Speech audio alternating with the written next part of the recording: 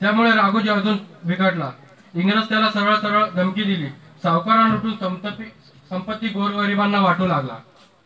सावकार व इंग्रज अधिकाऱ्यांची नाके कापण्यात त्याने जणू सपाटच लावला होता। राघोजीनं घोटी, राजूर, टाके या भागातल्या बाजारपेठा लुटल्या होता। अफाट संपत्ती त्याला मिळाली होती, गोरगरिबांना त्याने वाटून दिली। 1930 साली राघोजीनं नाशिक हवेली लुटली। त्यावेळी त्यांनी कडक पोलीस बंदोबस्त असताना तो नाशिक हवेलीत घुसला, पण घात झाला। पोलिसांना राघोजीची खबर लागली। पोलिसांनी गोळीबार करण्यास सुरुवात केली आणि मग नाईलाजाने राघोजीला त्याला प्रत्युत्तर द्यावे लागले। 2-4 आदिवासी मावळे शहीद झाले।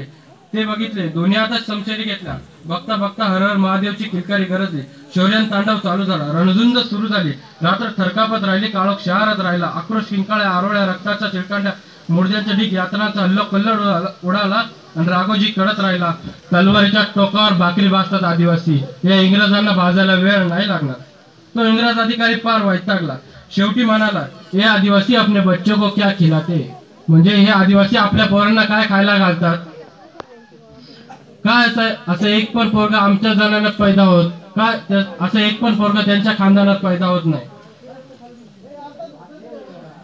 राघोजीने बंडाचं त्याचं काम असं चालू ठेवलं। शेवटी शिवाजी महाराजांचे वंशज, त्यावेळेचे साताऱ्याचे राजे प्रतापसिंह भोसले यांनी अंतोबा लोटेकर या पाडोशीच्या बंडकऱ्याच्या मदतीने राघोजीची भेट घेतली। त्याने राघोजीला सांगितलं की आपण दोघे मिळून शिवाजी महाराजांचं स्वराज्य पुन्हा निर्माण करू।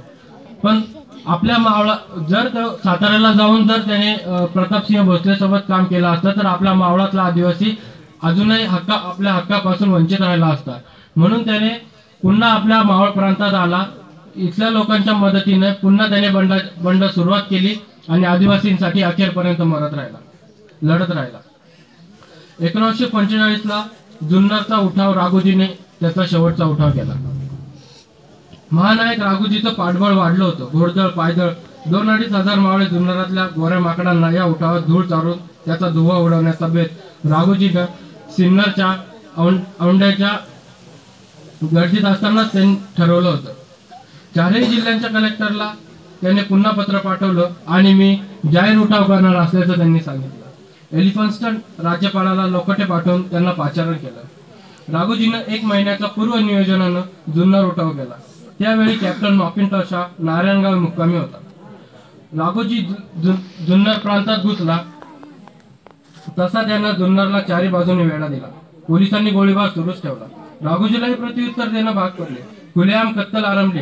कॅप्टनची 6000ची फौज राघोजीने मारली, पण त्याचवेळी आपले 250 मावळे कामास आले होते। 20 एवढा मोठा फरक बघता कॅप्टन मॅकिंटॉश हादरला। त्याने मावळी सैन्यावर तोफांचा मारा केला। मावळी सैन्यावर म्हणजे आदिवासी मावळ्यांवर तोफांचा मारा केला।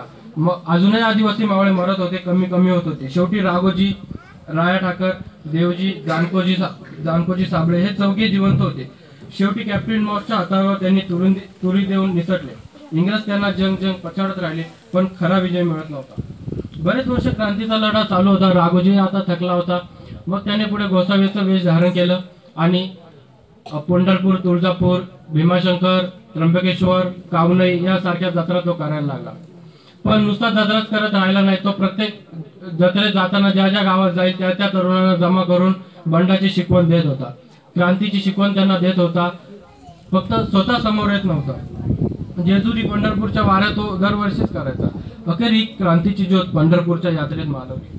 राघोजी भांगरे चंद्रभागेच्या काठावर असताना राघोजीची नजर स्थिरावली। आतापर्यंत ऐकलं होतं नद्या समुद्राला मिळतात, पण इथं उलट। या चंद्रभागा नदीला इंग्रज पोलिसांचा सेनासागर भेटायला आला होता। काठावर होता रामजी पुत्र राघोजी। चहूबाजूने राघोजी वेढला गेला।